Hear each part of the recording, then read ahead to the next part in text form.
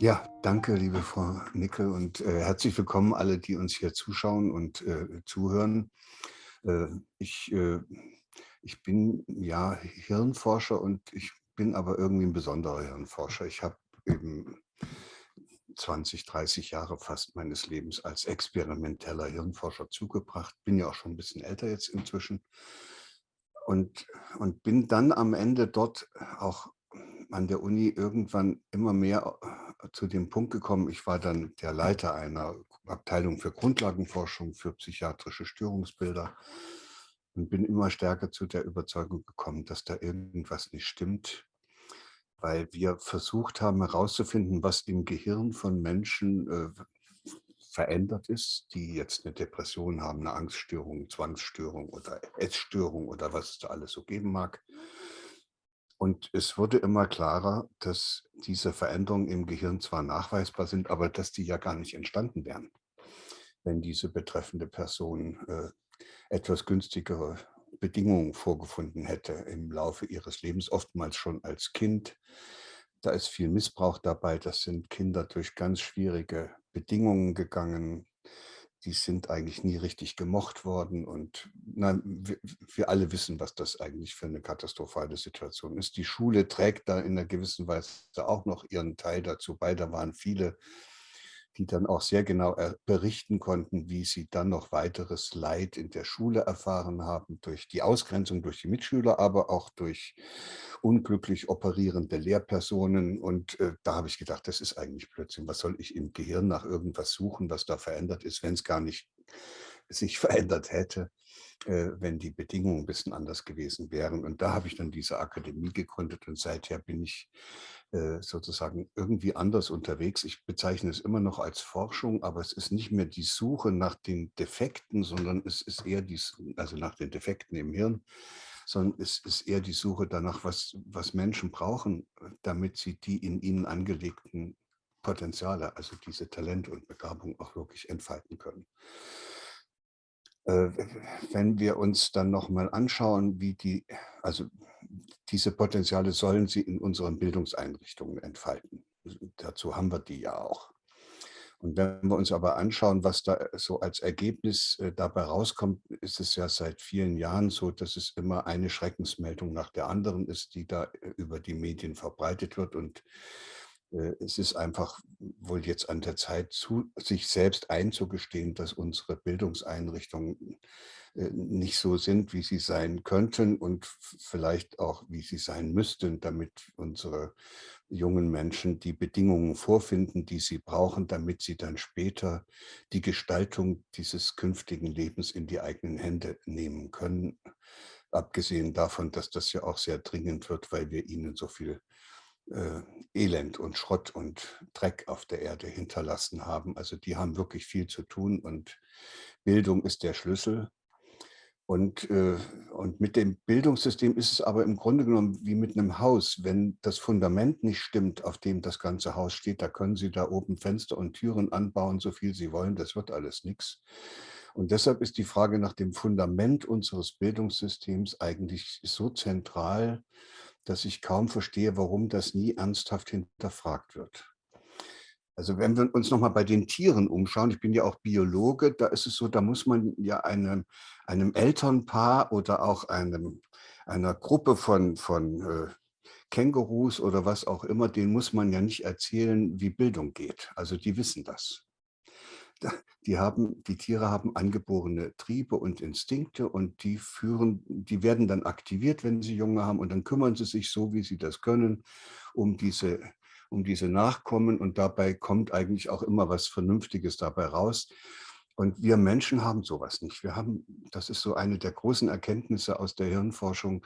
Wir haben keine genetischen Programme, die die Hirnentwicklung so steuern, dass am Ende äh, ein Kind wirklich mit Hilfe dieser genetischen Programme sich später im Leben zurechtfinden könnte. Und was wir anstelle der Triebe und Instinkte benutzen, sind Vorstellungen, die wir haben. Also man könnte sagen, die Richtschnur, wie wir unser Leben gestalten, ergibt sich aus den Vorstellungen, die wir darüber haben, worauf es im Leben ankommt. So, und Und das geht auch gar nicht anders, weil eben das Gehirn nicht genetisch determiniert ist. Wir unterwegs Erfahrungen machen, diese Erfahrungen im Hirn verankert werden. Und man könnte deshalb auf eine ganz wunderbare Weise sagen, wir sind eigentlich alle Suchende. Also ich sage das auch speziell für alle diejenigen, die im Bildungssystem tätig sind. Wir sind alle Suchende. Wir wissen alle nicht, wie es geht, und wir müssen das auf irgendeine Art und Weise ausprobieren. Wir finden dabei manchmal irgendetwas, was wir für praktikabel halten, setzen das ein und wenden das an. Und diese Lösungen, die wir finden, die werden dann nicht nur im Hirn verankert, sondern mit deren Hilfe bauen wir ja auch Strukturen. Also so eine Organisationsstruktur, wie das Bildungssystem dann auszusehen hat. Und wenn es dann fertig ist, merkt man dann erst relativ spät, dass das Ganze so irgendwie immer schwerfälliger wird, dass es gar nicht so richtig zu dem Ergebnis führt, was man sich gewünscht hat. Man hat sich sozusagen verirrt. Und ich möchte an den Anfang dieser paar Ausführungen eben deshalb nochmal diese ganz grundsätzliche, das Fundament betreffende Frage stellen und mit Ihnen gemeinsam einen Augenblick dabei verweilen, dass ich sage, wissen wir denn überhaupt, haben wir denn überhaupt wirklich Klarheit über das, was Lernen ist? Also wenn wir eine falsche Vorstellung davon hätten, wie Lernen geht, ist dann kein Wunder, dass da sowas rauskommt, was auch nicht funktionieren kann.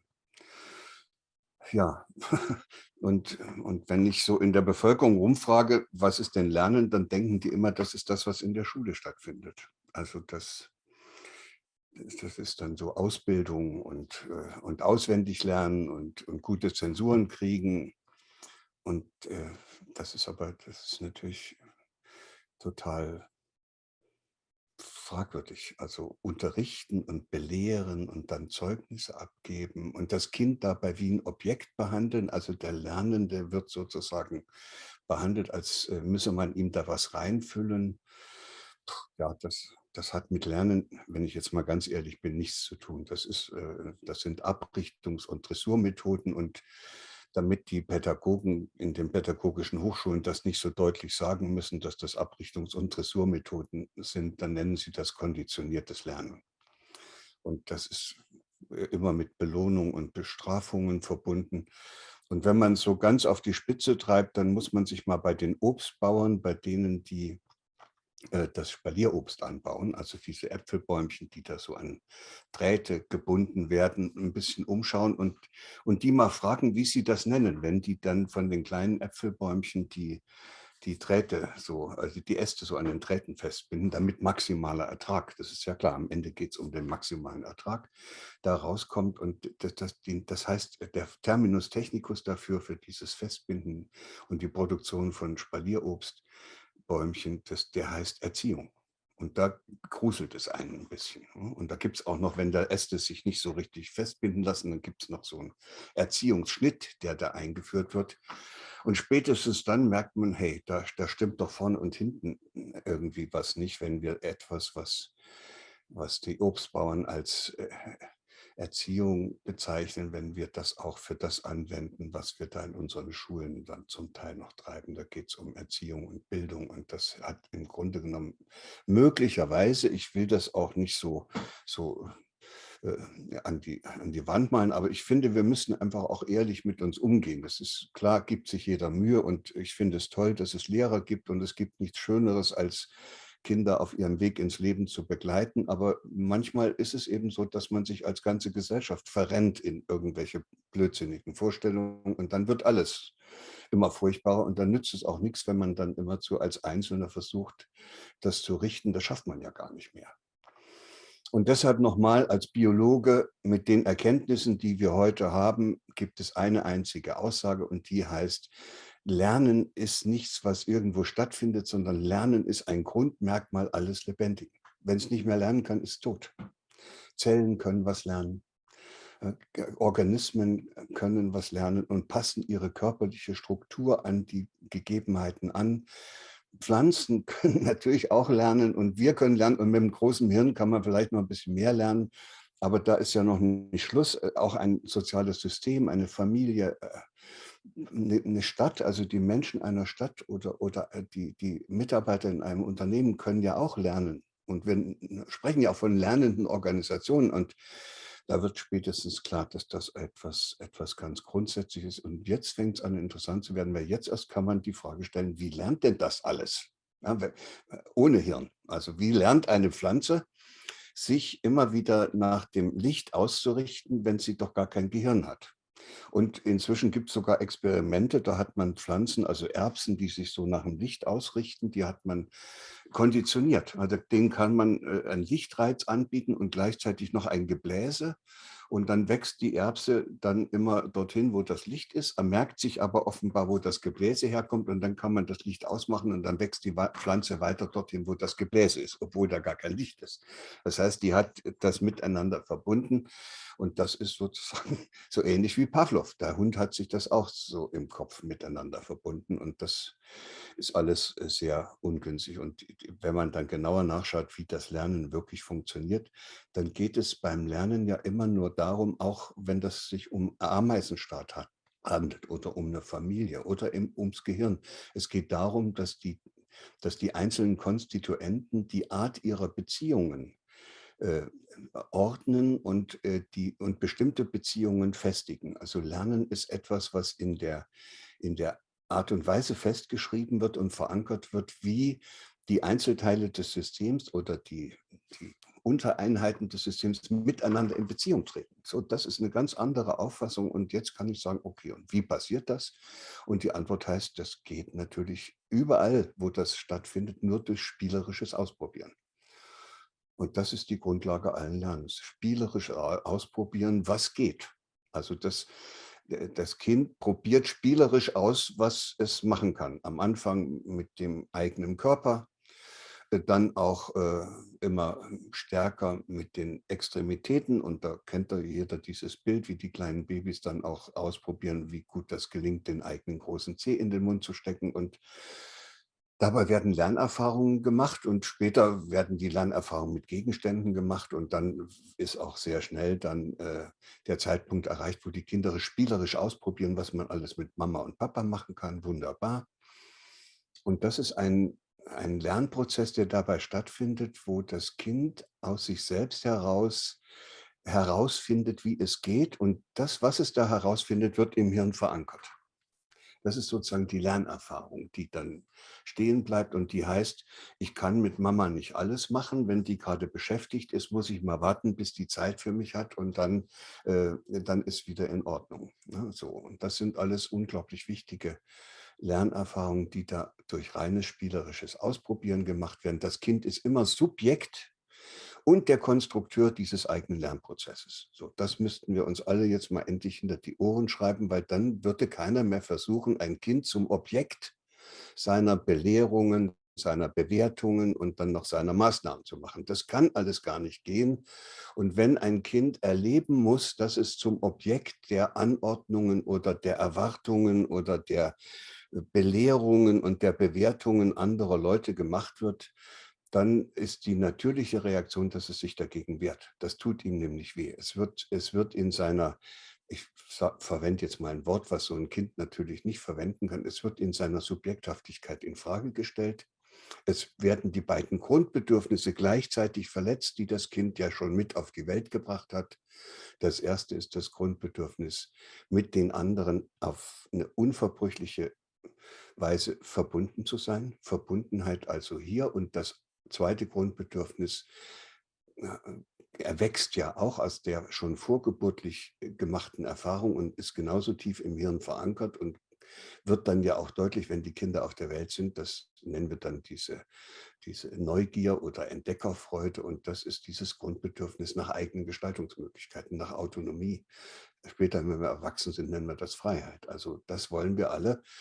Und nur wenn das beides erreichbar ist, wenn das beides gestillt werden kann, kann ein Kind die in ihm angelegten Potenziale entfalten. Und man sieht das auch, Kinder, die in einem dieser beiden Grundbedürfnisse leiden, weil es nicht gestillt werden kann, hören auf zu spielen.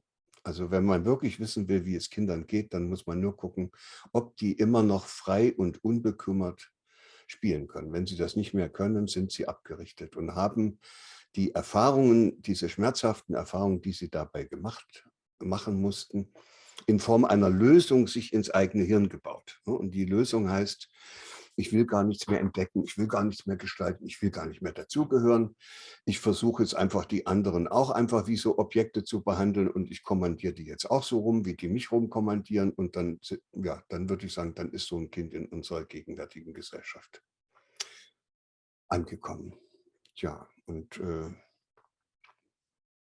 das hat dann natürlich zur Folge, dass es Kinder gibt, die ihre eigene Entdeckerfreude und Gestaltungslust aktiv unterdrücken, weil sie anders nicht dazugehören dürfen. Also das ist oft schon es ist häufiger, als wir glauben, fürchte ich, in den Familien schon der Fall. Die Kinder kommen schon mit der Erfahrung in die Schule, dass sie, ja, nennen wir es mal, brav sein sollen, dass sie dann geliebt werden, wenn sie alles machen, was die Lehrer sagen. Die haben schon diese Bereitschaft, sich äh, also ihre eigene Entdeckerfreude zu unterdrücken. Also man kann es ja auch an diesem Beispiel der Bewegungslust von Kindern deutlich machen. Man kann doch unmöglich den ganzen Tag auf dem Stuhl sitzen, wenn das dauernd im Hirn ruft, beweg dich. Das war ja das, was notwendig ist, damit die Kinder ihre eigenen Möglichkeiten beim Bewegen, ihren eigenen Körper kennenzulernen, auch optimal nutzen können. Wenn ein Kind dann wirklich es fertig bringt, in der ersten Klasse den ganzen Tag auf so einem Stuhl zu sitzen, dann ist das eine unglaubliche Dressurleistung. Und da muss man, das ist dann auch interessant, da muss kein Dompteur da sein, sondern das Kind zwingt sich selbst dazu. Es möchte nicht auffallen, es möchte nicht den Lehrer stören, es möchte ja jetzt eigentlich auch nicht irgendwie umherrennen und dann muss es seinen eigenen Bewegungsdrang unterdrücken. Und genauso geht das auch mit dem eigenen Gestaltungsdrang. Es möchte was entdecken, aber jetzt wird ihm ja gesagt, was es entdecken soll. Und damit führt es dann, und so führt es dann immer zu diesem Grundphänomen, was inzwischen ja auch die Psychologen erkannt haben und was in vielen Publikationen dann nachgelesen werden kann. Sobald man mit diesen extrinsischen Motivationsversuchen, also und ich sage es nochmal deutlich, mit Abrichtungs- und Dressurmethoden Druck macht, damit das gelernt wird, was man gerne hätte, wie direkt oder indirekt dieser Druck dann gemacht wird, der kann auch manchmal ganz subtil sein, ist egal. Also Druck kann auch darin bestehen, dass man das Kind verführt. Und zwar nicht sexuell, sondern dass es verführt wird, weil es gerne der Mama gefallen möchte oder dem Lehrer und der Lehrer dem Kind doch irgendwie ziemlich deutlich macht, dass das schon passieren könnte, aber nur dann, wenn es alles macht, was der Lehrer da auch so vorhat oder die Mama. Also sobald Druck gemacht wird, sobald diese Konditionierungsverfahren eingesetzt werden, egal wie subtil, dann wird es automatisch im Hirn dazu führen, dass das intrinsische Motivationssystem unterdrückt werden muss. So, und das ist nicht ein kleines bisschen. In der Corona-Zeit haben wir das gesehen. Da durften die Kinder ja nicht in die Schule, da durften die ihren natürlichen Bewegungsdrang nicht mehr nachgehen, die durften ihre Freunde nicht mehr sehen. Die haben das Gefühl, die haben nicht mehr das Gefühl gehabt, dass sie ihr Bedürfnis nach Verbundenheit zumindest mit diesen anderen Mitschülern stillen durften. Und mit der Entdeckerfreude war es auch nicht bei allen so weit her. Und das Ergebnis davon ist, dass die dann unter diesen Bedingungen sich regelrecht angestrengt haben, um ihre Entdeckerfreude und Gestaltungslust und ihr Bedürfnis, mit den anderen zusammen zu sein, so lange zu unterdrücken, bis es weg war. Also ich kenne Kinder, die haben da gelernt, so einen Satz zu sagen, der war dann offenbar auch ehrlich gemeint: Ich möchte jetzt die Oma gar nicht mehr sehen, ne, weil es die Oma so lange nicht sehen durfte. Es gab auch welche, die haben gesagt, ich möchte jetzt nicht mehr spielen. Und das ist natürlich eine Katastrophe und da ist dann einiges auf eine sehr bedauerliche Weise schiefgegangen.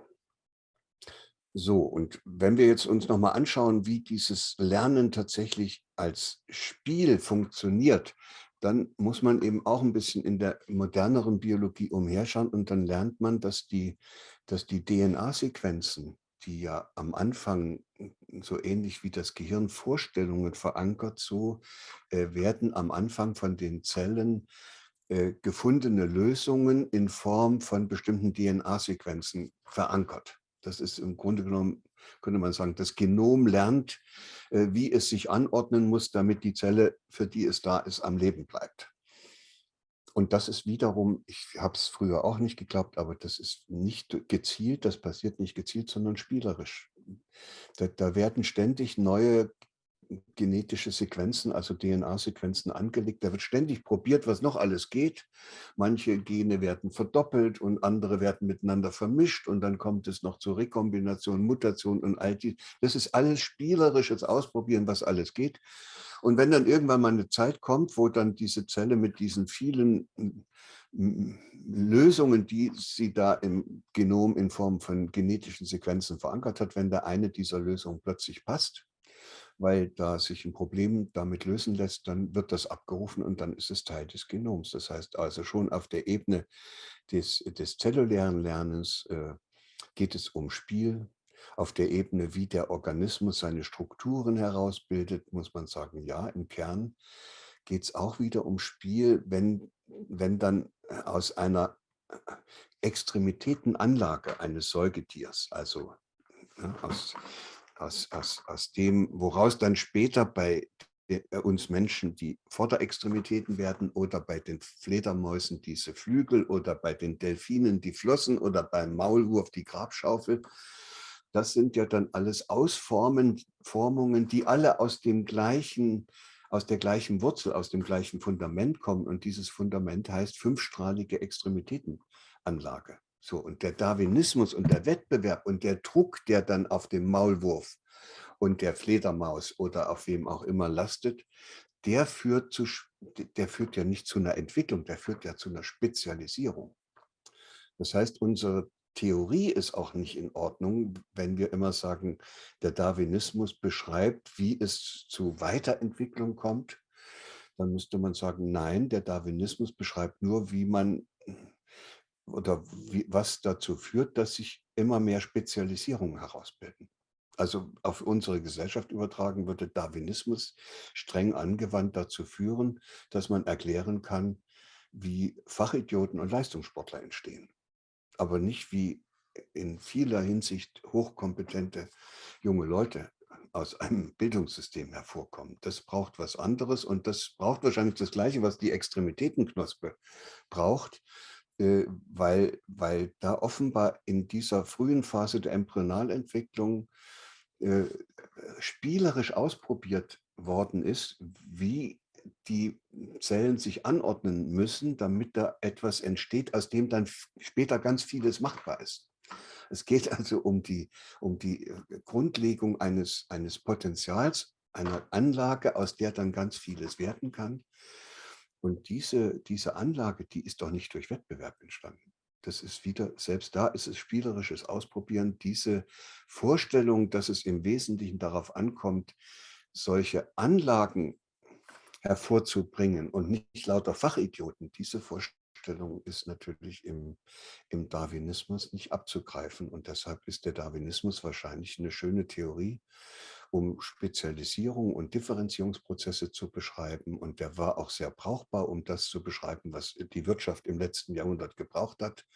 Aber heutzutage geht es nicht mehr darum, dass wir irgendwelche Spezialisten hervorbringen, die mit Hilfe ihrer Ellenbogen sich gegenüber anderen durchgesetzt haben. Also hier stimmen auch die, nennen wir es mal, wissenschaftlichen Grundannahmen und die daraus abgeleiteten und leider bis in die Pädagogik hineinreichenden Vorstellungen heute nicht mehr. So, und damit kann man sich jetzt der Frage widmen, wie denn eigentlich dann solche Lernprozesse im Gehirn verankert werden. Durch spielerisches Ausprobieren haben wir gesagt, und da wird plötzlich klar, dass das, was im Hirn verankert wird, immer das Ergebnis einer Erfahrung ist, die man macht. Und es gibt ein Grundprinzip, nach dem das Hirn sich immer wieder organisiert. Und dieses Grundprinzip hat auch mit dem Hirn wenig zu tun und auch nicht mit der Pädagogik, sondern das ist eine Schlussfolgerung und eine Konsequenz aus dem zweiten Hauptsatz der Thermodynamik. Jedes lebende System, auch ein Gehirn, muss die Beziehungen seiner Bestandteile so ordnen, dass am Ende ein Zustand rauskommt, wo die Struktur und die Funktion dieses Systems aufrechterhalten werden kann mit möglichst wenig Energieaufwand. Also es geht im Hirn eigentlich ständig um Energiesparen. Zellen lernen, wie sie sich anordnen müssen, damit möglichst wenig Energie verbraucht wird. Und jede Irritation, jedes Problem, was ich habe, sogar wenn ich jetzt einfach die Augen aufmache, führt dazu, dass in meinem Hirn sich etwas sortieren muss, um den Zustand, der da eingetreten ist, nämlich, ich nenne das gern einen inkohärenten Zustand. Und das ist ein Zustand, bei dem die Nervenzellen da anfangen, durcheinander zu feuern. Das verbraucht einen Haufen Energie. Und dann versuchen die Nervenzellen in meinem Hirn sich so zu ordnen und ihre Beziehungen zueinander so zu organisieren, dass dieses Durcheinander aufhört. Und wenn Sie da so einen Weg gefunden haben, dann entsteht ein Zustand, der ist kohärenter als der vorhergehende. Da passt es besser. Und das, was da passiert ist, ist der Lernprozess. Man hat gelernt, wie man, ja, wenn ich so ganz frech sage, wie man Probleme löst oder wie man die immer wieder im Laufe des Lebens auftretenden Inkohärenzen endlich kohärenter macht. Und dafür ist das Gehirn optimiert. Das macht es auch die ganze Zeit. Da könnte ich jetzt noch viel darüber berichten, dass auch die Automatisierung von Bewegungsabläufen, beispielsweise beim Fahrradfahren oder beim Autofahren oder wenn ich so eine Tasse zum Mund führe, am Anfang, wie wir das ja alle wissen, irrsinnig viel Energie verbraucht. Da müssen die Nervenzellen sich da erstmal ordnen, die müssen irgendwie diese vielen unterschiedlichen Muskeln ansteuern und die müssen da ganz unterschiedliche Netzwerke miteinander verknüpfen. Aber wenn ich es dann gelernt habe, dann sitzt es. Und das kostet dann gar keine Energie mehr. Ich kann einfach die Tasse nehmen, ich kann mich einfach aufs Fahrrad setzen, ich setze mich ins Auto und ich fahre. Und das ist ein Zustand, das spürt man ja richtig körperlich, dass das im Vergleich zu dem Zustand, den man damals hatte, als man mit der Fahrschule angefangen hat, der ist deutlich energiesparender. So, und diesen Zustand strebt das Hirn an. Und jetzt kommt die große Erkenntnis: Immer dann, wenn es gelingt, einen inkohärent gewordenen Zustand in einen kohärenteren zu überführen, wird ja Energie frei. Und die wird, wenn man so ein Bild dafür braucht, im Mittelhirn benutzt, um dort Zellgruppen zu aktivieren, die da bestimmte Botenstoffe ausschütten. Wer es genauer wissen will, das sind dann Katecholamine vor allen Dingen und endogene Opiate. Und diese Botenstoffe führen nicht nur dazu, dass bestimmte andere Netzwerke aktiviert werden, die dann so ein angenehmes Körpergefühl auslösen, weil die dann körperliche Reaktionen auslösen. Deshalb fühlt sich das auch immer so gut an, wenn man irgendwas gut hingekriegt hat. Diese Botenstoffe wirken auch als neuroplastische Wirkstoffe, so nennen das die Hirnforscher. Das heißt, die aktivieren Rezeptoren da oben im Gehirn, die dann dazu führen, dass Stoffe hergestellt werden, die als Wachstumsfaktoren in der Lage sind, Zellen dazu zu bringen, nochmal neue Gensequenzen aus ihrem Genom abzuschreiben. Und dann können Nervenzellen plötzlich wieder Membranen neu bilden, können Fortsätze auswachsen, bestehende Kontakte fester machen oder auch neue Kontakte machen. So, und so kommt man jetzt zu dem einfachen Bild, dass immer dann, wenn man ein Problem hat und eine Lösung dafür findet, die darf für diese Lösung im Hirn aktivierten neuronalen Verschaltungsmuster und Netzwerke gewissermaßen gedüngt werden. Und deshalb wird man dann, wenn man irgendwas gut hinkriegt, darin auch immer besser. So, das ist Lernen. Ne? Lernen, wie das Leben geht und nicht, wie man dem Lehrer gefällt. Und, und wie man am besten gute Zensuren kriegt. Das kann man auch zu einem Problem machen, aber eine Gesellschaft, die das macht, ist ein bisschen bescheuert, weil die natürlich dann am Ende Leute kriegt, die lernen am Ende nur noch für andere und um es denen recht zu machen, oder die lernen nur noch, wenn sie was dafür kriegen oder wenn sie da irgendeinen Schaden von sich abwenden können. Was wir brauchen und in Zukunft auch dringender als je zuvor. Im vorigen Jahrhundert konnte man ja mit solchen braven Pflichterfüllern noch relativ viel anfangen.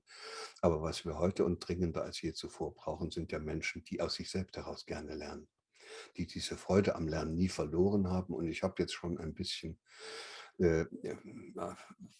verschiedene Aspekte erwähnt, die dazu führen, dass diese angeborene Freude am Lernen verloren geht. Also es ist völlig absurd, wenn wir den Kindern zeigen wollen, wie Lernen Freude macht. Es würde völlig reichen, wenn es uns endlich gelänge, ihnen die Freude am Lernen nicht mehr länger zu versauen.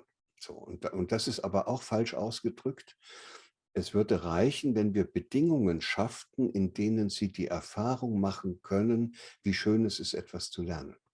Weil wir versauen den Kindern nicht das Lernen, sondern wir bringen sie in Bedingungen, wo sie die Erfahrung machen, dass sie hier nicht mehr weiterkommen, ohne dass sie ihre eigene intrinsische Motivation, ihre eigene Entdeckerfreude und ihre Gestaltungslust aktiv unterdrücken. So, und da wachsen im Hirn richtig über diese Bereiche, wo die Entdeckerfreude herkommt, wachsen dann Nervenverbindungen drüber, die sind hemmend und die hemmen das manchmal bei manchen so gut weg, dass das ganze Leben lang nicht mehr wiederkommt. Das sind dann die ganz besonders braven Pflichterfüller.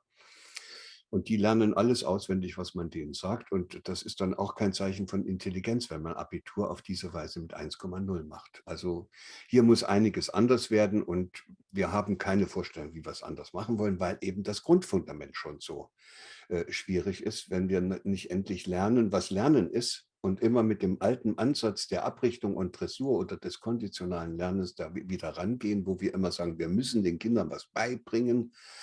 Ja, dann ist aus dem Aus. Dann wird das ewig so weitergehen. Und deshalb mache ich jetzt mal einen ganz kühnen Vorschlag zum Schluss, wie denn dann vielleicht in Zukunft mal eine Schule aussehen könnte. Und da bin ich ja dann auch sehr nah bei Ihrem Thema, was Sie heute beleuchten. Und wenn ich ganz ehrlich bin, bin ich sogar davon überzeugt, dass das so kommen wird. Es lässt sich auf Dauer nicht verändern. Und zwar beruht das auf diesem alten Sprichwort, man kann Kinder nicht gut großziehen. Äh, oder um Kinder gut großzuziehen und ihnen die Möglichkeit zu bieten, sich ganz viele unterschiedliche Kompetenzen anzueignen, braucht man ein ganzes Dorf. So, und das wird immer so dahergeplappert, aber keiner weiß, wo jetzt heutzutage so ein Dorf herkommen soll. Und deshalb, aber es wird nicht anders gehen. Kinder können nicht lernen, wie das Leben geht und die entsprechenden Erfahrungen machen in einer Einrichtung, die sozusagen außerhalb des lebendigen Lebens einer Kommune als Haus, als Schule oder als Bildungseinrichtung steht. In dieser Bildungseinrichtung können bestimmte Erfahrungen gemacht werden, aber nicht die, die das Kind für den Rest des Lebens braucht. Wie soll das jemals lernen, Partnerschaftskonflikte zu lösen? Wie soll das lernen, Handlungen zu planen, die Folgen abzuschätzen, sich in andere hineinzuversetzen, sowas wie Selbstdisziplin? Das sind alles exekutive Frontalhirnfunktionen, die kann man in der Schule nicht unterrichten. Da kann man nur dafür sorgen, dass Kinder Gelegenheit bekommen, die Erfahrung zu machen, bei der sie feststellen, dass es wunderbar ist, ne, wenn sie mal ein bisschen Frust aushalten, weil sie sonst nichts gebacken kriegen. Dass es wunderbar ist, wenn sie vorher mal einen Plan machen, bevor sie loslegen.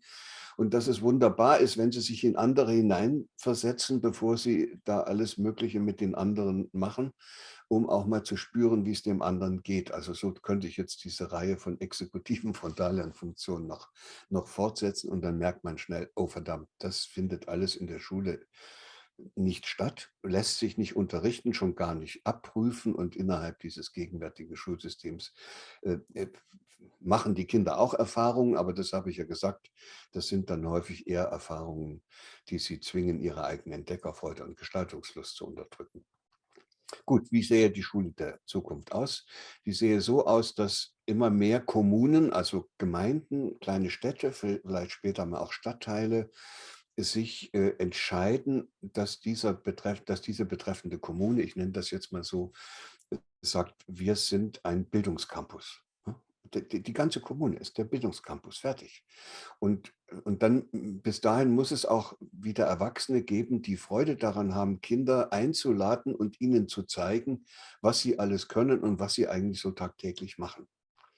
Ja, das müsste dann innerhalb dieses Bildungscampus eine ganze lange, endlos lange Liste geben von Erwachsenen, die dort irgendwie tätig sind und die den Kindern und Jugendlichen die Möglichkeit bietet, eine Zeit lang zu ihnen zu kommen und zuzuschauen, was sie da machen, mitzumachen im Kaufladen oder im Supermarkt, beim Friseur, beim Architekten, beim Tierarzt, beim was weiß ich was wem, beim Juristen, überall dürfen die hin, dürfen zugucken, dürfen ihre Fragen stellen. Und dann taucht automatisch etwas auf. Also wenn Sie meinen, Sie hätten da genug gesehen, können Sie woanders hingehen. Und dann wird aber automatisch was auftauchen, dass die merken, zum Beispiel, wenn so ein kleines Mädchen da beim Architekten ist, das merkt, das ist eigentlich genau das, wofür es ein Talent hat. Das möchte es gerne machen. Da ist es fasziniert. Das begeistert sie. Und dann merkt dieses kleine Mädchen, da braucht keiner was zu sagen, dass sie das einfach, dass sie hier nicht weiterkommt in diesem Büro und noch nicht mal eine vernünftige Zeichnung machen kann, wenn sie keine Ahnung von Integralrechnung hat. Und wenn dann das so weit ist, dann muss es eine Einrichtung geben, wo das kleine Mädchen hingehen kann.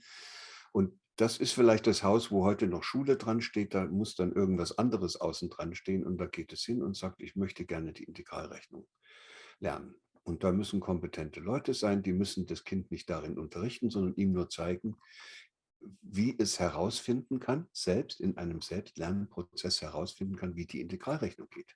Und dann eignet sich das Kind das selbst an. Am Ende können die beiden dann nochmal miteinander reden und das Kind kann vielleicht sogar zeigen, was es alles gelernt hat. Und dann kriegt es auch noch ein Zertifikat, dass es die Integralrechnung kann. Und damit geht es wieder raus und sucht sich das nächste Erfahrungsfeld, aus dem dann das nächste Lerninteresse entsteht. So rum kann Lernen funktionieren und so würden dann auch junge Menschen in die Welt hinausgehen, die wüssten, was sie wollen, die Erfahrung gemacht haben, dass sie ihre Lernprozesse selbst gestalten können, die Freude daran haben, irgendwas Neues zu entdecken und gemeinsam mit anderen etwas zu gestalten, die man nicht durch durch endlos lange und auch noch sehr teure Berufsfindungsprozesse schicken muss oder die dann selbst erstmal für 2 Jahre in so einen Selbstfindungsprozess gehen müssen, damit ihnen endlich einfällt, was sie gerne mal machen würden. Das wäre dann alles wohl nicht mehr notwendig, aber so eine Art von Schule der Zukunft wird es erst geben, wenn Sie ahnen es alles, sich in unserer Gesellschaft einiges sehr, sehr gründlich verändert hat. Schule ist immer das Abbild der Gesellschaft. Die kann sich niemals ändern, ohne dass sich die Gesellschaft ändert. Aber wenn sich Schule ändert, dann wird sich auch die Gesellschaft noch schneller verändern. Und deshalb ist das, was Sie alle hier versuchen, das ist nicht die Schulveränderung, das ist Gesellschaftsveränderung. Und das ist der Versuch, junge Menschen in die Welt zu schicken, die wirklich in der Lage sind, die Verantwortung für das zu übernehmen, was sie in dieser Welt anrichten. Und wir sind noch eine Generation, die das leider nicht gelernt hat. So, das war so ungefähr das, was ich als Hirnforscher zu dieser Frage Ihnen mit auf den Weg geben wollte. Und ich freue mich, dass ich so schnell war und das so gut hingekriegt habe, weil wir jetzt noch ein bisschen Zeit haben, miteinander ins Gespräch zu kommen. Denn erfahrungsgemäß werden die eigentlich kritischen Punkte erst dann deutlich, wenn man die Gelegenheit nutzen kann, nochmal miteinander sich darüber auszutauschen. Vielen Dank erstmal bis hierher für Ihre Aufmerksamkeit. Ganz herzlichen Dank, Herr Hüter, für auch diesen sehr, sehr inspirierenden, spannenden Vortrag. Und ich habe hier auch schon die erste Hand gesehen, die gehoben wurde. Frederik Ernst von der Universität Rostock. Bitte, gerne. Ja, vielen Dank für den spannenden Vortrag. Ich habe mich gefragt, das ist ja schon auch eine gewisse Weise eine ideelle oder ideale Utopie, die da so ein bisschen nachgezeichnet wird. Und gleichzeitig ist die Realität und die Welt und auch vor allen Dingen auch die Schule gerade ja noch ganz anders. Und die Schülerinnen und Schüler kommen ja quasi auch noch mit einem gewissen Rucksack von Vorannahmen von zu Hause und so weiter mit. Und da frage ich mich oder würde ich Sie fragen, zwischen extrinsischer und intrinsischer Motivation. Das ist ja so ein Spannungsfeld und DC Ryan haben da zum Beispiel von der integralen extrinsischen Motivation, also ich diese Werte denen quasi schon ein Stück weit auferlege, aber die dann irgendwann sie als, ja, es macht Sinn und ich nehme sie auf. Und wie man mit diesem Spannungsfeld umgeht, weil zu sagen, okay, macht jetzt nur, was in euch liegt, stelle ich mir zumindest so wie es heute läuft, vielleicht doch ein bisschen schwierig vor. Und wie kriegt man zum Beispiel sowas wie auch Sozialisation oder so eine gewisse Wertevermittlung hin, die ja auch was extrinsisch herangetragenes erstmal ist?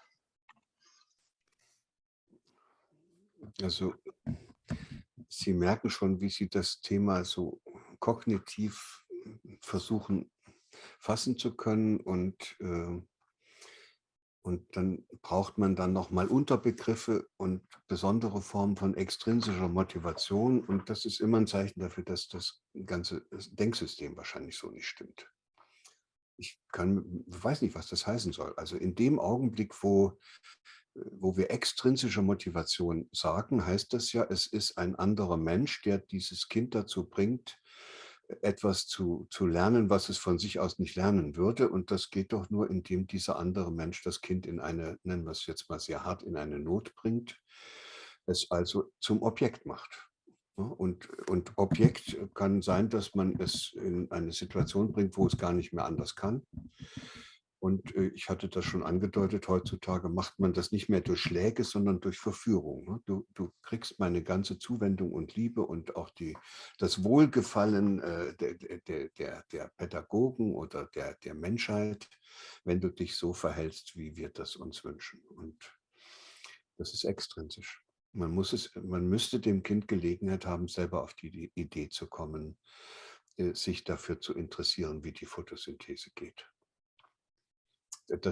Sie haben recht, wenn ich erst mein Kind durch extrinsische Verfahren dazu bringe, die Photosynthese zu verstehen, öffnet sich der Horizont und es könnte passieren, dass es sich dann auch noch für was anderes interessiert. Aber das bleibt dann letztlich immer vom eigenen Selbstverständnis eines Lernenden, bleibt das Kind in einer Situation, wo es von anderen Menschen dazu gebracht wird, etwas zu lernen. Und das, glaube ich, ist eine schlechte Erfahrung, was dann es geht ja auch darum, dass das Kind dabei ein Selbstbild herausbildet. Und dieses Selbstbild sollte doch davon bestimmt sein, dass es selbst der Konstrukteur seines Lernprozesses ist, dass es selbst der Gestalter ist, der sein eigenes Leben so gestaltet, dass es gut ist und dass es vor allen Dingen auch im Zusammenleben mit den anderen wieder gut ist. Und das sind dann intrinsische Prozesse, die ein Kind dazu bringen, das zu lernen. Und alles andere, was wir da machen, indem wir sagen, wir wissen, was für dich gut ist, weil wenn du das gelernt hast, kommst du später besser im Leben zurecht. Ja, kann man machen, haben wir bisher gemacht. Ich würde es günstig finden, wenn wir davon ablassen. Ich kann ja einem Kind auch, das ist doch nicht so schwer, ein Kind dafür zu interessieren, dass es die Photosynthese lernen will. Das muss man doch nicht in den Lehrplan schreiben. Man kann doch einfach den Kindern mal erklären, dass alles Leben von diesen Pflanzen geschaffen wird und indem die Pflanzen die Energie und den Sauerstoffbereich, die Energie in Form Glucose bereitstellen und auch noch Sauerstoff. Und der Prozess, der das macht, der heißt Photosynthese. Und dann kann man doch mit ein kleines bisschen Nettheit und auch Einladung, kann man doch bei den Kindern das Interesse wecken, wissen zu wollen, wie die Pflanzen das hinkriegen. Die Pflanzen kriegen ja was hin, was wir bis heute noch nicht hinkriegen. Photosynthese. Und dann kann man das Kind sozusagen nehmen, möglicherweise sogar eine ganze Klasse. Aber die lernen dann nicht die Photosynthese, weil es im Lehrplan steht, sondern weil es einem Pädagogen oder einer Pädagogin gelungen ist, sie in dieser Situation, wo es gerade passte, dafür zu begeistern, sich für die Photosynthese und wie die abläuft zu interessieren. Schwierig. Also da kommt auch noch was Zweites dazu, das habe ich hier noch nicht weiter erwähnt und das könnte sein, dass das in weiteren Fragen noch eine Rolle spielt. Es ist keine gute Idee, dass wir in unserer Gesellschaft Kinder und Jugendliche auf unbeabsichtigte Weise, aber letztlich ja doch als Kulturleistung dazu bringen, dass die ihr Denken, Fühlen und Handeln voneinander trennen. Also hirntechnisch ist das zwar eine bewundernswerte Kulturleistung, aber es ist nicht gut für unser Leben und unser Zusammenleben. Also diese Überbetonung der kognitiven Fähigkeiten hat dazu geführt, dass wir einen anderen Bereich vernachlässigt haben und das ist der Bereich der Empfindsamkeit und der Berührbarkeit. Und das ist der Grund, weshalb wir uns im Augenblick in der Welt auch so aufführen, wie wir uns aufführen. Wir können das alles kognitiv wunderbar erklären, warum das mit dem Klima so gekommen ist und warum die Kinder in der dritten Welt verhungern, aber es macht uns nichts. Uns reicht es, wenn wir es uns gegenseitig erklären können. Es müsste uns zutiefst berühren, wir müssten traurig sein und wir müssten dann irgendwie danach suchen, dass wir irgendwas tun können, um das abzustellen. Und stattdessen kriegen wir kognitive Erklärungen. Und das ist furchtbar. Wir haben jetzt noch 2 Meldungen und eine Frage im Chat. Ich glaube, Herr Ernst, war das noch eine Nachfrage? Okay, passt. Okay, alles gut. Dann Daniel Autenried und dann würde ich die Chatfrage vorlesen. Ja, vielen Dank. Ich gehe gerade mal ganz kurz diesen Aspekt auf den Aspekt ein, dass wir also hier jetzt auch in unserer Gruppe und überhaupt mit der Thematik, mit der wir uns beschäftigen, Bildungslandschaft, außerschulische Bildungsorte, seien es Museen, seien es andere Orte, und auch in der Schule wird ja ganz oft der Vermittlungsbegriff benutzt, also beziehungsweise das Vermitteln von Kopf, der Lehrkraft, Kopf des Pädagogen, Kopf der Pädagogin rein in den Kopf des Kindes oder in den Kopf der Lernenden, was ja nicht, sagen wir mal, einem konstruktivistischen Ansatz von Lehren und Lernen entspricht. Hängt aber ganz stark natürlich damit zusammen, welche Haltung man auch gegenüber Lehr- und Lernprozessen hat. Und Sie sprechen ja ganz oft auch von Potenzialentfaltung und auch von der Rolle des Potenzialentfaltung Coaches zum Beispiel. Könnten Sie da vielleicht die Haltung für Personen, die in pädagogischen Kontexten arbeiten, vielleicht nochmal skizzieren, die Sie für besonders förderlich zur Potenzialentfaltung halten? Ja, zunächst vielleicht dieser eine Punkt, alles, was lebendig ist, will sich entfalten. Das haben wir in der Vergangenheit auch nicht so. Vor allen Dingen die Wissenschaft hat das nicht so gesehen.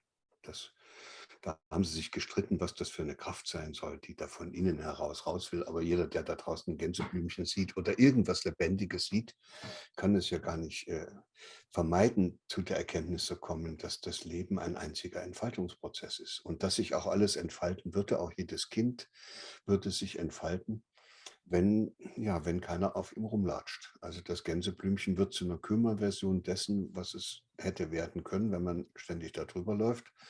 Und ein Kind wird zu einer Kümmerversion dessen, was es hätte werden können, wenn man es zum Objekt macht.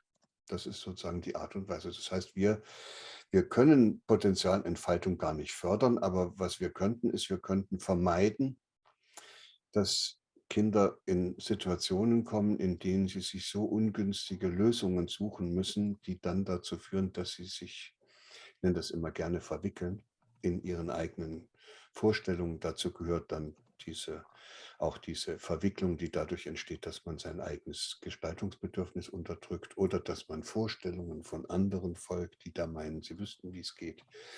Kinder kommen in Verwicklungen und in diesem verwickelten Zustand können sie sich nicht entfalten. Die müssten sich erst aus diesen Verwicklungen befreien. Das gilt jetzt für Erwachsene. Wir alle müssten uns gegenseitig helfen, uns aus den Verwicklungen zu befreien, in denen viele von uns schon seit der Kindheit gefangen sind. Und erst wenn man aus diesen Verwicklungen raus ist, wird Entfaltung stattfinden, aber nicht indem man sie dann fördern muss oder unterstützen muss, sondern das ist dann das Normale, was dann passiert, wenn ich nicht mehr verwickelt bin. Also die Befreiung aus der Verwicklung, dafür haben wir im Deutschen ja auch einen schönen Begriff, das heißt ja Entwicklung. Also ich müsste mich aus dem Käfig erstmal wieder befreien, in den ich mich da selber hineingerammelt habe. Selbstverschuldete Unmündigkeit hat das Kant genannt. Und dann dann würde es sich ereignen. Also Entfaltung ist normal. Also Kinder, die noch nicht verwickelt sind, entfalten sich ja auch. Und selbst wenn die Behinderungen haben, wo wir alle sagen, oh mein Gott, das ist ja gar nicht gut, die hört nichts oder sieht nichts oder hat keine Arme. Nein, die entfalten sich trotzdem. Alles, was sich da entfalten lässt, das wird entfaltet. Und das ist so großartig. Und es ist so eine Schmach und so eine Schande, dass wir diesen Prozess der Entfaltung eines Kindes, André Stern hat das ja heute Morgen wahrscheinlich auch schon sehr deutlich gemacht, dass wir den nicht verstehen, und dann mit unseren Vorstellungen dazwischen gehen und viele Kinder dabei auf der Strecke bleiben als Gänseblümchen, die dann einfach sich nicht entfalten konnten, weil sie sich in diesen Verwicklungen verfangen hatten. Also Verwicklung ist ja auch das, was da jetzt mit dem Smartphone alles stattfindet. Ne? Dass da Kinder sozusagen ständig mit diesem Gerät umherlaufen, dass die gar nicht mehr miteinander reden können, dass die in eine virtuelle Welt abgetaucht sind, die ihnen wichtiger ist als die reale Welt. Das ist also ganz und gar, also wenn ich das wirklich, das mache ich ja gar nicht so gerne, aber wenn ich das mir selbst in dieser ganzen Dramatik vor Augen führe, stehen mir die Haare zu Berge, was wir im Augenblick mit unserer heranwachsenden Generation veranstalten. Auch die Tatsache, dass wir die da aus der Schule ausschließen, weil Erwachsene Angst vor Corona haben. Das gibt es im ganzen Tierreich nirgends, dass die erwachsenen Tiere ihre Kinder einsperren weil die Erwachsenen sich selber schützen wollen. Erwachsene Tiere würden immer alles tun, dass diese Kinder in der Freiheit bleiben. Also das sind schon besondere Leistungen, die wir da so zustande bringen. Und die machen irgendwie auch deutlich, dass wir offenbar, das war das, was ich vorhin gesagt habe, kognitiv großartig unterwegs sind, aber unsere Empfindsamkeit, unser Gefühl von Verbundenheit, auch den Zugang zu unseren eigenen lebendigen Bedürfnissen weitgehend verloren haben. Wir haben uns abgetrennt von dem, was unsere Lebendigkeit ausmacht. Jetzt ist Schweigen im Walde, habe ich jetzt doch ein bisschen zu deutlich gesagt, was mich bewegt. Nein, gar nicht, im Gegenteil. Das ist ja etwas, was dann auch entsprechende Betroffenheit auslöst. Ich habe jetzt nochmal auf den Chat geblickt und dort wurde eine Frage gestellt, beziehungsweise mehrere. Und eine, die ist aber auch von zwei unterschiedlichen Personen gestellt, die bezieht sich auf die Schule quasi der Zukunft, oder wie Schule in Zukunft sein müsste. Und zwar: Macht das Lernen vor Ort, in Klammern Jurist, Bäcker, auch schon bei Kita-Kindern Sinn oder ist das zu früh? Nein, das würde auch bei den Kita-Kindern funktionieren, aber die haben doch davon noch nicht so sehr viel. Also für die Kita-Kinder ist es doch viel besser, wenn die mit einer begeisterten Mutter, die gerne backt, in der Kita backen. Da müssen sie jetzt nicht zum Bäcker gehen und gucken, wie der das macht. Das ist dann schon ein bisschen etwas für Kinder, die auch wirklich wissen wollen, wie so ein Prozess abläuft. Mhm. Und die auch nicht unbedingt gleich sozusagen das Bedürfnis haben, in dem Prozess mitzuwirken, sondern die auch in der Lage sind, erstmal sich anzugucken, was da überhaupt abläuft, um dann herauszufinden, auf welche Weise sie dort vielleicht irgendwo was mitmachen könnten. Aber die Frage nach den Kita-Kindern ist schon berechtigt. Was ich feststelle, ist, dass es eine Form von Kitas gibt, die bringen ein bisschen solche Kinder hervor wie Pippi Langstrumpf. Also solche nicht so sehr angepassten, die nicht so konditioniert sind auf Wettbewerb und Leistung. Und diese Art von Kita heißt Waldkindergarten. Sicherlich nicht alle, aber in der Grundintention haben die ja alle dieses Prinzip, dass sie kein Spielzeug haben. Deshalb gibt es auch keinen Streit um Spielzeug. Damit fällt ein Großteil der Konkurrenz von Kindern, also von Konkurrenzerfahrungen von Kindern in diesem frühen Alter weg. Und die haben, weil sie kein Spielzeug haben, da draußen die Möglichkeit, dass jedes Kind sich mit dem beschäftigt, was es gerade ganz besonders toll findet. Die einen basteln was mit Blättern, die anderen mit Steinen, die dritten mit was so. Und da ist das Spektrum der Möglichkeiten, mit denen die sich beschäftigen, so reichhaltig, dass das niemals zu vergleichen ist mit so einer Kita, wo das in geschlossenen Räumen stattfindet. Das, was sie mit den Dingen machen können, ist auch viel reichhaltiger als das, was sie mit so einem pädagogisch wertvollen Spielzeug machen können, weil das ja dann letztlich immer wieder Grenzen hat. Ein Haufen Steine ist einfach, der lässt viel mehr Möglichkeiten als ein vorgefertigtes, was weiß ich, so ein Steckspiel. So, und dann wissen Sie alle, was das bedeutet. Das ist am Ende, was da sich entfalten kann, ist die Fantasie und die Kreativität. So, und wenn man Kinder haben möchte, die nicht so konkurrenzorientiert sind, die sich auch bei Wind und Wetter da rauswagen, die mit der Natur verbunden sind und die doch sehr viele schöne Erfahrungen gemacht haben, wenn es darum ging, ihre eigene Fantasie und Gestaltungsfreude da auszuprobieren, dann müsste man sagen, dann ist der Waldkindergarten das Modell der Zukunft. Ist nur komisch, dass das eben in den Städten so schwer ist. Dann würde man in Großstädten, in so einem Arbeiterviertel, wird es schwer, so einen Waldkindergarten aufzumachen. Da müssen sich die Stadtplaner sehr viel überlegen, dass das dann auch funktioniert. Ist tatsächlich eine Frage eben im Chat noch zum bildungsfernen Kontext. Stefan, du hattest dich jetzt aber auch gemeldet. Ich würde jetzt, glaube ich, dir den Vorrang geben und dann die Frage aus dem Chat vorlesen. Ja, danke. Ja, also ich beobachte das genauso, eben wie sehr Kinder in der Waldkita aufblühen oder in der Naturkita, die da dem Modell angelehnt ist. Ich habe auch beobachtet, wie dann aber gerade die Kinder oftmals, wenn sie dann in die Schule kommen und besonders darunter leiden, wie sie diesen starken Kontrast dann auch wahrnehmen. Also ich frage mich, gibt es dann vielleicht Hoffnung, dass man etwas wie eine Waldschule auch fortführen könnte. Das ist jetzt so ein erster Gedanke. Und letzten Endes, warum müssen denn die Kinder nach der Waldkita dann auf die Schule, dass sie dann am Ende ihr Zertifikat bekommen, um dann sich irgendwo später für die Arbeit bewerben zu können? Und ich frage mich jetzt so ein bisschen wegen, es kommt mir vor wie so ein Henne-Ei-Prinzip oder ein Problem, weil man könnte jetzt bei den Schulen, bei den Kitas und so weiter anfangen. Auf der anderen Seite frage ich mich, ist nicht vielleicht die Chance viel größer, bei den wirtschaftlichen Akteuren anzufangen, bei den Unternehmen, in denen die ihren Mitarbeitenden, die gegebenenfalls Familie haben, schon diese Tore eröffnen, in denen Kinder mit auf die Arbeit dürfen und zusehen dürfen und sich vielleicht auch mit anderen Firmen vernetzen, damit da ein Austausch stattfindet. Ich finde ganz viel Hoffnung in dieser Utopie, die wir jetzt vorhin gehört haben, und die macht für mich ganz viel Sinn. Ich frage mich gerade ganz konkret, wie wir zum Beispiel als Unternehmen erste Schritte einleiten könnten, uns zusammenschließen können, dass wir dort einen ersten Schritt gehen, dass da aus dieser Idee eine Hoffnung wachsen darf.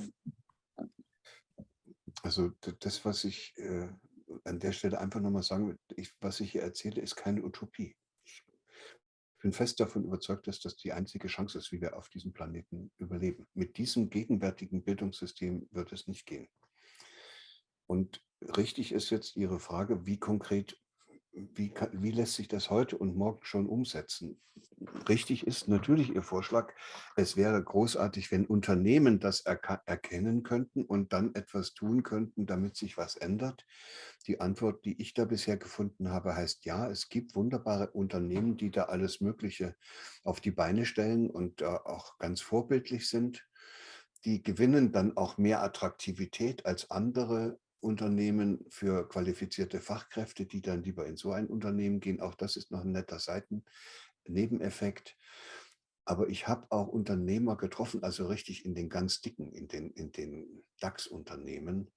Und mit denen habe ich ja auch gelegentlich Gelegenheit gehabt, mich auszutauschen. Und da habe ich eine ganz bittere Antwort gehört. Ich will jetzt einfach nur mal sagen, wie die ungefähr hieß. Die hieß so: Herr Hüter, das ist alles in Ordnung, was Sie da sagen. Und für unsere für unsere Mitarbeiter, vor allen Dingen für die Führungskräfte, wünschen wir uns solche Schulen, wie Sie sie da beschreiben. Aber die Produkte, die wir herstellen, die müssen wir an Leute verkaufen, die also möglichst nicht lange nachdenken, die eigentlich als Bedürftige umherziehen, die also ständig sich einreden lassen, dass sie noch irgendwas brauchen. Und deshalb würden wir mit Schulen, die jetzt auf einmal mündige Bürger in die Welt setzen würden, würden wir unser Geschäftsfeld verlieren. Wir würden diese Konsumgesellschaft nicht mehr aufrechterhalten können. So, und das muss man sich deshalb habe ich vorhin gesagt, die Gesellschaft und der Zustand der Gesellschaft bestimmt auch immer das, was die Schule leistet. Und Schule war in jeder Gesellschaftsformation dazu da, nicht den Kindern bei ihrer Entfaltung zu helfen, sondern die war dazu da, das jeweilige System zu stabilisieren. Kaiserreich, das Drittes Reich, Sozialismus. Ich bin ja aus der DDR, ich habe es ja noch mitgemacht. Die wollten da schöne, brave Sozialisten. Und es ist natürlich eine völlige Absurdität, dass wir glauben, dass unser gesellschaftliches System nicht auch bestimmte Menschen bräuchte, die es tragen. Und wenn es eben im Wesentlichen ein auf Konsum orientiertes Wachstumssystem ist, was im Wesentlichen von wirtschaftlichen Interessen gelenkt und gesteuert wird, dann muss die Kirche, dann muss die Schule das auch produzieren. Dann müssen die entsprechend Material nachliefern, was als willige Käufer und verführbare Objekte dann geeignet ist, um das Bruttosozialprodukt oben zu halten. Das ist das Dilemma. Und noch ein Wort zu den Waldkindergärten und dem Vorschlag, dann Schulen gleich auch noch so weiterzuführen. Das muss man sich sehr genau überlegen, weil ich auch Beobachtungen gemacht habe, dass wenn Kinder als Gruppe, also 5 Kinder aus einem Waldkindergarten, die in die Grundschule kommen, die verändern das gesamte Klima dieser ganzen Klasse in der Grundschule und zwingen die Lehrer auch dazu, anders zu unterrichten. Das heißt, man kann auch, wenn man die Kinder ich übertreibe es immer gerne, wenn ich mit Eltern rede, aber ich sage immer, wenn das so wäre, dass sie ihr Kind und dann noch einige andere Freunde von ihrem Kind so großziehen könnten, dass die so unterwegs sind wie Pipi Langstrumpf. Und die kommen dann alle zusammen in die 1. Klasse. Da brauchen Sie keine Angst zu haben, dass die Kinder in der Schule sozusagen gedemütigt werden oder ihre Freude am Lernen verlieren. Die würden eher die ganze Schule aufmischen. Und das ist ja auch ein Weg, wie man sich Veränderung vorstellen kann, wenn immer mehr Kinder in die Schule kommen, die dort eine andere Vorstellung davon haben, wie sie ihrer Entdeckerfreude und Gestaltungslust nachgehen. Auch das wäre eine Möglichkeit, dass man nicht nur immer die Aufgabe von Kindergärten darin sieht, die Kinder gut auf die Schule vorzubereiten. Man könnte die Kindergärten auch so ausstatten und ihnen das mit auf den Weg geben, dass das eher für einen Kindergarten darum geht, die Kinder zu stärken, ihnen Möglichkeit zu geben, durch spielerisches Ausprobieren diese exekutiven Frontalenfunktionen so gut wie möglich zu festigen und sie damit unbrauchbar zu machen für eine 1. Klasse, in der sie dann alle stillsitzen sollen und irgendwelche Buchstaben aufschreiben sollen.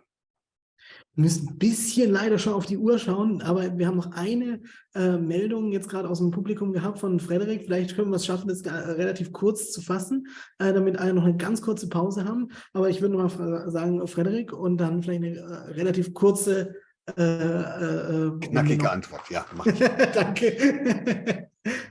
Ja, meine Frage schließt eigentlich an das an, was ich vorher schon gesagt habe. Und ich bin davon überzeugt, dass so ein Konzept auf jeden Fall gut funktioniert. Die Erfahrung habe ich selbst auch schon gemacht in der Erlebnispädagogik, wo man irgendwie interessierte Kinder hat, die vielleicht auch von zu Hause schon irgendwie vielseitig interessiert sind. Aber wie ist es mit Kindern aus strukturschwachen, bildungsfernen Kontexten, die zu Hause sogar vermittelt bekommen, es ist alles unsinnig oder quasi zu Hause einerseits andere Sachen vermittelt bekommen und gleichzeitig sich sogar in diesem Bildungsprozess ja entfremden von dem, was sie direkt ummittelt. Und ich wage zu bezweifeln, vielleicht gibt es auch Studien oder sowas, dass wenn man sagt, okay, macht, was ihr wollt und was nicht, müsst ihr nicht machen, ob das funktioniert und ob das verantwortungsvoll ist, dann zu sagen, naja, irgendwann regelt sich das dann, das System ist halt jetzt gerade doof und wenn sich das System ändert, dann ist es für diese Kinder dann auch okay. Und gleichzeitig ist das ja ein Problem, was gerade da ist. Und Bildung muss ja nicht immer nur, oder es erschließt doch immer Welt, aber jetzt, wenn wir jetzt Richtung transformatorische Bildungstheorien oder sowas gehen, ist es ja auch eine Entfremdung von dem, in dem man eigentlich lebt oder was einem auch wichtig ist. Wenn ein Kind erstmal seine Freude am Lernen verloren hat, ist es eben vorbei. So.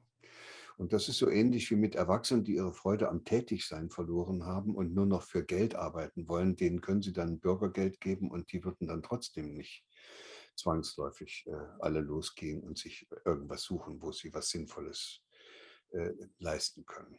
Na, dann sagen, das ist so. Und deshalb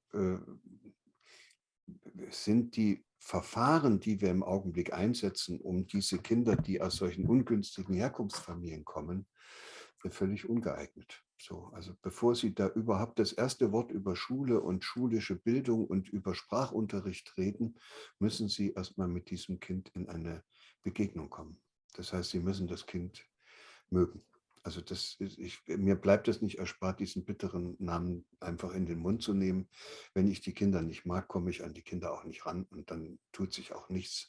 Und wenn ich sie mag, merke ich auch, wo die Probleme sitzen und dann fange ich nicht an, mit denen Englisch zu lernen, wenn ich merke, dass die kaum mit ihrem eigenen Leben in dieser Herkunftsfamilie zurechtkommen.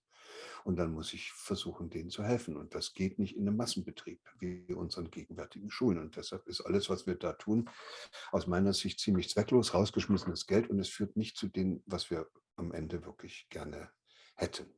Ich will noch zum Schluss, weil jetzt Ende ist, darauf hinweisen, dass ich ja nach all diesen vielen vergeblichen Versuchen mich natürlich auch gefragt habe, was könnte man denn tun, damit es anders wird, und alles, was ich versucht habe, hat nicht so richtig funktioniert. Deshalb habe ich jetzt aus der Akademie heraus eine Initiative in Gang gebracht, die heißt Lernlust jetzt. Also unter www.lernlust.jetzt finden Sie eine Initiative, die Bürgerinnen und Bürger aus Kommunen aufruft, sich zusammenzuschließen zu einem Bündnis. Die gehen dann in die Schule und sagen, liebe Verantwortliche für die Schule, wir sind das Bündnis Lernlust für Kleinsiehste-nicht. Und wir möchten gern, dass in unserer Schule, also hier bei Ihnen, kein einziges unserer Kinder mehr kein einziges Kind seine Freude am Lernen verliert. Das ist ein wunderbarer Ansatz, weil dann kann man mit dem Schulverantwortlichen darüber nachdenken, welche außerschulischen Angebote es noch geben könnte, die man noch verbessern kann. Und da ist selbst so etwas, dass man mit denen vereinbart, dass bei schönem Wetter der Unterricht draußen auf der Wiese stattfindet, ist eben schon ein Fortschritt. In diesem Sinne kommen wir da vielleicht auch über so einen Ansatz weiter, weil das die Eltern wieder mit einbindet. Aber Sie ahnen schon, was das Problem ist. Ich habe es nun auch immer leidvoller gemerkt. Es gibt unendlich viele Eltern, die ein Rieseninteresse daran haben, dass sich in der Schule was ändert, aber bitte nur für ihr Kind. Also mit diesem Satz, wir wollen, dass kein einziges Kind mehr in dieser Schule seine Freude am Lernen verlieren, laufen die uns alle wieder davon. Sobald Sie das begriffen haben, dass es nicht um Ihr Kind geht, sondern um alle Kinder in dieser Gemeinde, ist aus das mit dem Engagement. Das ist ähnlich wie bei den Schulgründungen. Die wollen Schulen gründen, solange sie selbst ein Kind haben. Wenn es dann raus ist, lassen sie das Ganze wieder. Das ist eine sehr trübe Entwicklung und macht nur noch mal deutlich, was wir eigentlich in den vergangenen Jahrzehnten im Bildungssystem für traurige Grundhaltungen herausgeformt haben. Also diese Egozentrik und diese Ich-Bezogenheit ist das ist schon bemerkenswert, was wir da auf die Strecke gebracht haben. Und das rollt uns jetzt vor die Füße. Und möglicherweise verdient so eine Gesellschaft auch nichts anderes als eine Krise nach der anderen, bis dann ihre Besitzstände so weit abgeschmolzen sind, dass es sich endlich wieder besinnt. Das war jetzt eine Dystopie. Versuchen wir es in der Utopie, indem wir dann einfach nochmal den Gedanken ihrer Schule der Zukunft einfach aufgreifen und dann irgendwo uns daran erinnern, dass sie auch gesagt haben, dass das kann eben einfach oder sollte oder wird irgendwann kommen automatisch, dass man uns oder wir uns auch damit beschäftigen, einfach wie kann Schule sonst aussehen. Und da haben sie ja eine sehr schöne Utopie einfach auch gezeichnet, wie sie in Zukunft aussehen könnte. Und wir sind alle da, ja, hier sozusagen, um daran auch zu arbeiten und hoffentlich das voranzutragen. Ich hoffe, ich habe es jetzt ein bisschen noch ihre Dystopie mit in. Ja, und was großartig wäre, wenn wir das in die Ausbildung Ja. der Pädagogen und Pädagogen endlich so einbringen können, dass die auch mal eine kleine Palastrevolution machen und dieses Referendariat einfach verweigern. Das wäre doch auch was. In diesem Sinne, mir hat es Freude gemacht. Ich hoffe, Sie konnten damit ein bisschen was anfangen und ich wünsche Ihnen noch alles Gute.